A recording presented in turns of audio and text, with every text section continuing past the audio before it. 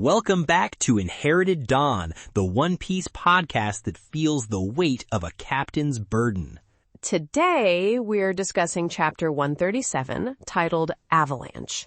And what an avalanche! We have to start at the climax of it, Robin. Sanji, just that moment he sees a wall of trees about to hit Luffy and Nami, and without a single word, he just kicks them to safety. He takes the entire impact himself, a calculated, instantaneous sacrifice to protect his captain and his friend. It's a brutal, powerful moment. It is the absolute core of what this crew is. If you want to be part of a crew that breaks down moments like that every single week, you know what to do. Find that little bell icon, ring it like you're trying to call a doctor to Drum Island, and join us. That's a very urgent-sounding request. Appropriate, given the circumstances. Let's start at the top of the mountain. Right. The whole thing kicks off with Wapol's moron guards firing a cannon at the mountain, and the result is immediate chaos. The entire peak just gives way. Down below, Usopp and Vivi are with the villagers from Bighorn, and they just see a white wall of death coming for them. The sheer incompetence is breathtaking. What was the strategic goal there? To scare them? To cause a small rock slide?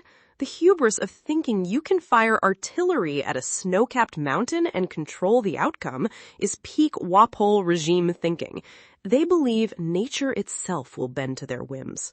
It's the arrogance of it. They're so used to being the biggest bullies on the playground that they think they can bully a mountain, and the mountain just goes, no, and everything comes crashing down. The scale of the art here is incredible. Oda makes you feel the immense power of this event. It's not a villain's attack, it's the world itself becoming the enemy. It's a force of nature as an antagonist. This isn't something they can fight. It's pure survival. The panic is palpable. Everyone is just running for their lives. For the villagers, this is a cataclysm. Their entire town is about to be erased from existence because of the whim of a foolish king. It grounds the stakes in a very real way. This isn't just about the Straw Hats' journey. It's about the lives of every single person on this island. And further up, Luffy and Sanji are caught in it too. They're trying to find higher ground, but there is no higher ground. The whole world is coming down on top of them. That feeling of hopelessness must have been immense. Everything you see is white. Everything you hear is this deafening roar. There's nowhere to go. Luffy is still carrying Nami, who is completely unconscious. This is a critical detail. He can't run at full speed. He can't use his devil fruit to escape easily. His Gum-Gum rocket would be useless without a stable anchor point, and a Gum-Gum balloon might just get swept away. His options are severely limited.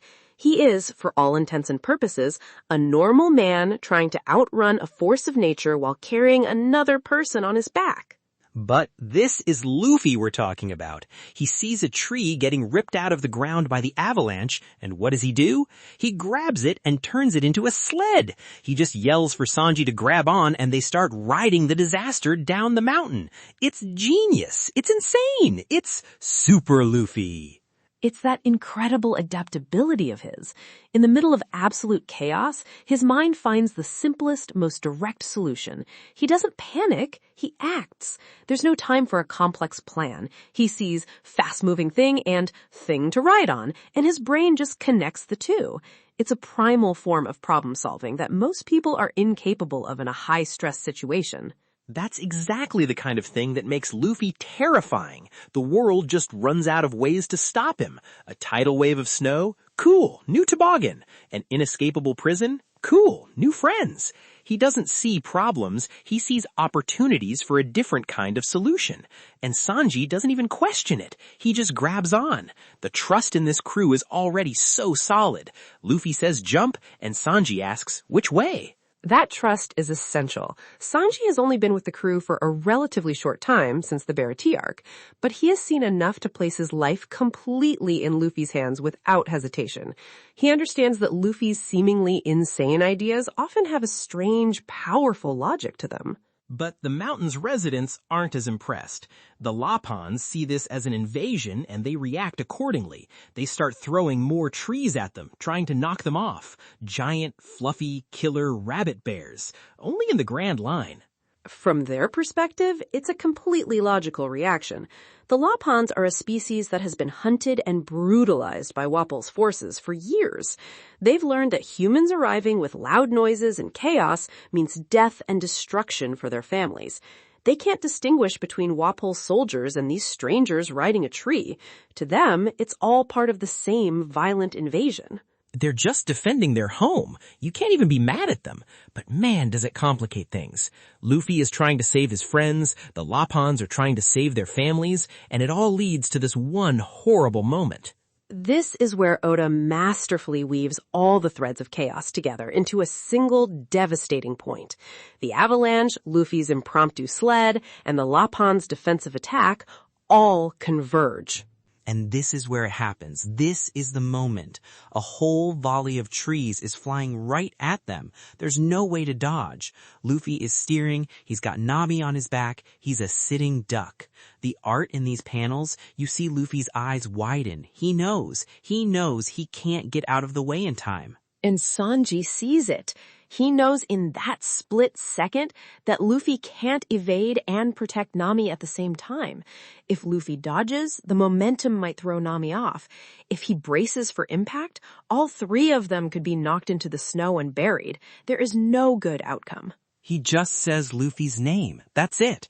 It's not a scream. It's not a warning. It's just Luffy. And it's filled with so much meaning. It's, I've got this. It's, trust me. It's, goodbye. And then he launches this incredible kick, not at the enemy, but at his own captain. He punts Luffy and Nami straight out of the path of destruction. The technique itself is remarkable. It's a controlled, precise application of immense force.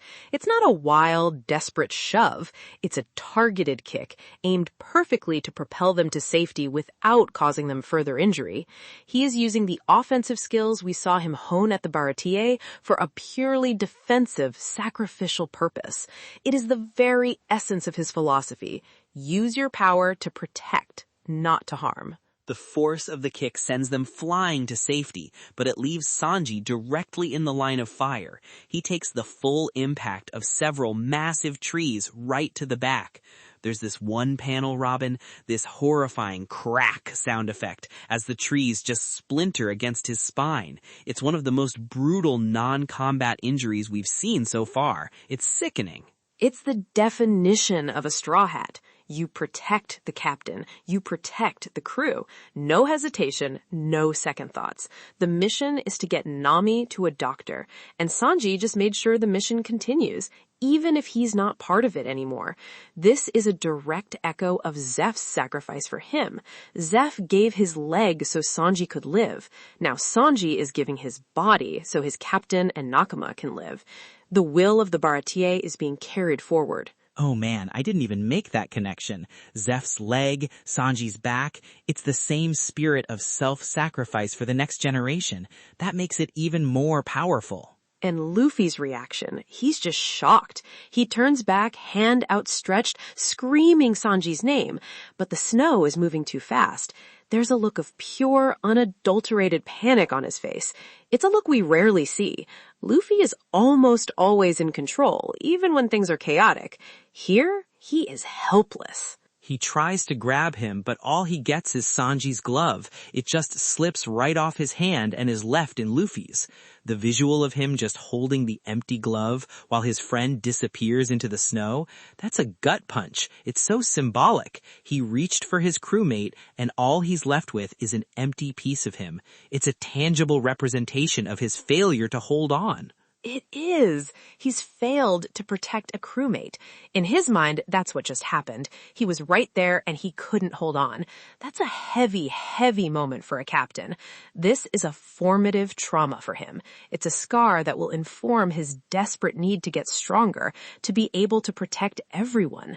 We see the seeds of Enies Lobby and Marineford being planted right here. And while all this heroism is happening, what's the so-called king of the island doing? Wapol is, true to form, running away. He hops on his hippo, Blick, and flees, leaving everyone, his guards, the villagers, everyone to be buried by the snow. He doesn't even give them a second thought. His survival is the only thing that registers in his mind. He just bails. It's the most cowardly thing I've ever seen. This is the guy who's supposed to be in charge of this country, and he runs at the first sign of real trouble. Trouble he caused. It's the perfect contrast to Sanji's sacrifice. Sanji gives himself up for 2 people. Wapol sacrifices thousands to save himself. It's a perfect parallel to what we know of his history. When Blackbeard's crew attacked Drum Kingdom years ago, King Wapol apparently fled and abandoned his people. This isn't a new character trait, it's the core of who he is. He believes that the country exists to serve him, not the other way around. A king's duty is to be the last one to leave the sinking ship, to protect his people above all else. Wapol is the first one in the lifeboat, kicking everyone else away. A king who consumes. That's all he does. And it gets worse. After the avalanche finally settles, the entire village of Bighorn is just gone, buried under tons of snow. And Wapol just eats his way out of a snowdrift. Using his Baku Baku no Mi, of course. His power is built for consumption and escape. It suits him perfectly. The ability to eat anything and incorporate it into your body is the ultimate selfish power. It offers no benefit to others, only to the user. It's a physical manifestation of his parasitic nature. And the first thing he does, he blames the Straw Hats. He starts shouting that this was all their elaborate plan to attack him.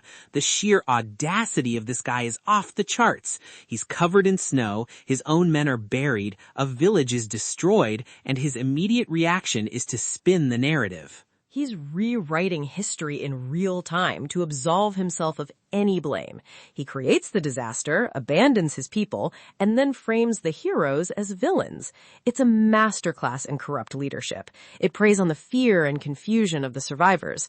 By creating an external enemy, he deflects any anger that should rightfully be directed at him. Meanwhile, the actual hero is diving headfirst into that same snow. The avalanche stops, and Luffy's first and only instinct is to find his cook. He doesn't even hesitate. He just plunges into the snowbank. He doesn't take a moment to rest, doesn't even register his own exhaustion. The mission just changed from get to the doctor to find Sanji. Think about the pressure on him right now. Nami is dying on his back, his cook is buried somewhere under a mountain of snow, and he is completely alone. The captain's responsibility has never been heavier. He is physically and emotionally isolated, with the lives of 2 of his crewmates resting solely on his shoulders. He's just digging with his bare hands. No gum-gum powers, just raw determination. The desperation is real. The panels show him frantically tearing at the snow, screaming Sanji's name. He's running on pure adrenaline and willpower. And then he finds him. He pulls Sanji out of the snow, and Sanji's completely unconscious, beaten and bruised. So now the situation is even worse. He isn't just carrying Nami, he has to carry Sanji too. He's got his navigator on his back and his cook slung over his shoulder. The visual is incredibly powerful. Luffy, this relatively small guy, is literally carrying the weight of his crew up a mountain. It's a perfect metaphor for the burden of a captain. And he just starts climbing.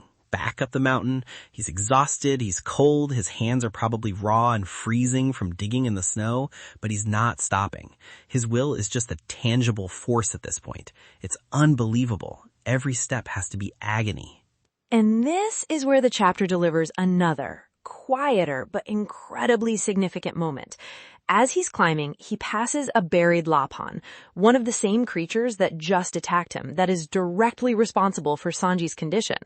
Most people would just keep walking, right? It's an enemy. It's a wild animal, and he has bigger problems. I mean, Nami is dying. Sanji is unconscious. He has every reason in the world to ignore it and keep moving. It would be the logical thing to do. Not Luffy. He stops. He actually stops. Shifts the weight of his 2 unconscious friends, which must have been an immense effort, and digs the Lapahn out of the snow. He expends precious energy and time, which he does not have, to save an enemy. He just pulls this big, fluffy rabbit bear thing out and sets it down. And we see its child, the little baby Lapahn, just watching. It can't comprehend what just happened. Its parent attacked this human, and this human, in his moment of greatest struggle, saved its parent. It's a pivotal moment for the island itself. The Lapahns have only known humans as violent aggressors, Wapol's soldiers who hunt them. They attacked Luffy because they saw him as another threat. Their entire worldview is based on the idea that humans are dangerous. And in response, he saves one of them. He shows them a kindness they've probably never experienced from a human before. He's not trying to win them over. He's not trying to make a statement. He's just being Luffy. He saw something that needed help, so he helped. It's that simple and that profound. It's the same instinct that made him help Kobe, that made him defend Zoro's reputation, that made him fight for Nami's village. It's accidental diplomacy. He might have just fundamentally changed the dynamic on this island without even realizing it. That single act of kindness could be more powerful than any punch he throws. He is demonstrating a different way of being, a different kind of strength, the strength of compassion. It's what makes him worthy of being a king. Wapol abandons his people. Luffy saves his enemies. The contrast could not be clearer. One is a king by title, the other is a king by character. Wapol sits on a throne, but Luffy is the one who truly has the qualities of a great leader. But he doesn't get to appreciate the moment. The narrative doesn't allow him that respite. Just as he's starting to climb again, exhausted and carrying the weight of his crew, he's found. No, not now. Are you kidding me? After all that? Wapol's two main henchmen, Chess and Kuromarimo, they're right there. They spot him. Of course they survived. Of course they found him now. And Luffy is at his absolute most vulnerable. He can barely stand, let alone fight. He can't put Nami or Sanji down. The cold would kill Nami, and he can't leave them. He can't run. He's completely cornered on the side of a mountain with no allies in sight, facing two fresh opponents. What a cliffhanger. He's in the worst possible situation. He's a fighter who can't fight, a runner who can't run. What is he going to do? Oda is a master of putting Luffy in these impossible-to-escape scenarios. This might be the most impossible one yet. That is the question, isn't it? It has my mind racing with possibilities. I have a few ideas, but I'm curious what you think is going to happen. Okay, predictions. I've got a couple. First, I think the Lapahns are going to pay it back. That parent Lapahn saw what Luffy did. It's not just going to stand there and watch Wapol's goons attack him. That baby Lapahn is watching too. I predict the Lapahns are about to become Luffy's unlikely cavalry. A whole fluffy army of them is going to come bounding down the mountain and just demolish Chess and Kuromarimo. An animal alliance. I like that. It would be a direct and immediate karmic reward for his selfless act. It reinforces the theme that Luffy's innate goodness reshapes the world around him. It wouldn't just be a convenient rescue, it would be a narratively earned one. What else? Prediction 2, Usopp and Vivi aren't that far behind. They were down with the villagers, but they're dealing with the Avalanche aftermath and will probably head up the mountain. They know where Luffy was going. I think they could arrive just in time to intercept Chess and Kuromarimo. Maybe Usopp uses his tricks on them and it buys Luffy the time he needs to keep climbing. The classic crew showing up in the nick of time. A classic crew rescue. That's very plausible, and it would reinforce the theme of the crew's reliability. However, they were at the very base of the mountain, and the entire village was buried. It might take them too long to dig themselves out and make the ascent, but it's certainly a strong possibility. I have a couple of my own. My first is that Luffy won't be saved by anyone. He's going to save himself through sheer force of will. What do you mean, like he fights them off? But he can't. He's carrying Nami and Sanji. No, I think he's going to ignore them. They'll attack him, he'll use his own body as a shield for his friends, and he'll just take the hits, refuse to fall, and keep walking up the mountain. His absolute single-minded dedication to getting Nami to a doctor will be so intense, so inhuman, that it unnerves them. They won't know how to deal with a man who simply will not stop, a man who absorbs their attacks and just keeps moving forward, one agonizing step at a time. He'll defeat them not by fighting back, but by demonstrating a will so far beyond their comprehension that they are psychologically broken by it. Bro, that's a cold prediction. Just enduring everything they throw at him, becoming a walking tank of pure willpower? I could see that. That would be an absolutely legendary moment for him as a captain. My spine is tingling just thinking about it. My second prediction concerns Dalton. He's the former head of the guard. He was there when Luffy declared his intentions. He knows how Wapol's men operate, and he's seen Luffy's conviction. He respects it. I believe Dalton has been tracking them, and he will be the one to intervene, holding off Chess and Kuro Marimo and telling Luffy to go on ahead. It would be his first definitive act of rebellion against Wapol, and his first act of true service to the people of Drum. Oh, a Dalton redemption moment, proving he's on the side of the people now. That would be huge for his character. He's been so conflicted, caught between his old loyalty and his conscience. This would be him finally choosing a side, inspired by this pirate kid who shows more kingly virtue than the actual king. I love that. Exactly. And my final thought, which is more of a long-term one, is about the sheer gravity given to Nami's illness. It's presented as something truly life-threatening, beyond a normal sickness. There's a real weight to her suffering in these chapters. Yeah, it doesn't feel like a simple plot device. It feels genuinely dangerous, like she could actually die if they don't succeed. Right. It makes me think the resolution won't just be finding a doctor. I predict it will be about finding a cure for what seems like an incurable illness. It will be something that solidifies their future doctor's role and the importance of medical knowledge for the crew in a way we haven't seen yet. The stakes feel incredibly personal and real. Finding the doctor is the battle, but finding the cure is the war. Man, that adds a whole other layer. It makes Nami's sickness feel so much more real, and Chopper's introduction even more critical. He won't just be a doctor, he'll be a miracle worker. Okay, those are our thoughts. What a chapter. Sanji's sacrifice, Luffy's kindness, and a killer cliffhanger. It's a crucible for the crew, testing their loyalty, their endurance, and their captain's will. We'll see which of us, if any, are right next time. Until then, stay super and don't try to sled down an avalanche. Sound advice. This has been Inherited Dawn.